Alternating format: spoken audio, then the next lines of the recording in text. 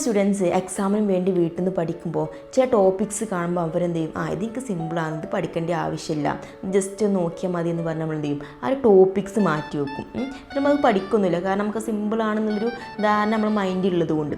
ഇനി എക്സാം ഹോളിലെത്തി നമ്മൾ ഈ സിമ്പിളാണ്, ഈസിയാണെന്നൊക്കെ പറഞ്ഞ് മാറ്റി വെച്ച ആ ടോപ്പിക്സ് എന്തെങ്കിലും ക്വസ്റ്റ്യൻ വന്നാൽ ചില സ്റ്റുഡൻസിന് എന്ത് ചെയ്യില്ല, അത് എഴുതാൻ കഴിയില്ല.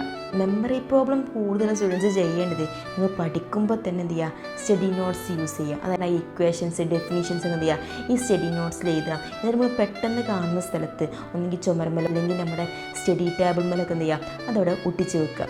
അതുപോലെ ഇമ്പോർട്ടൻ്റ് ആയ കാര്യങ്ങൾ നമ്മൾ അണ്ടർലൈൻ ചെയ്യുമ്പോൾ കളേഴ്സ് യൂസ് ചെയ്ത് ചെയ്യുക, അണ്ടർലൈൻ ചെയ്യാൻ നോക്കുക.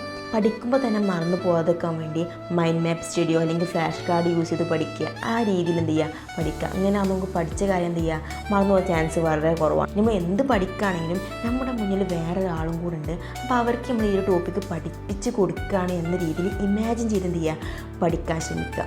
ഈ രീതിയിലൊക്കെ പഠിക്കുകയാണെങ്കിൽ നമുക്ക് പരമാവധി മെമ്മറി പ്രോബ്ലം എന്ത് ചെയ്യും, കുറക്കാൻ കഴിയും.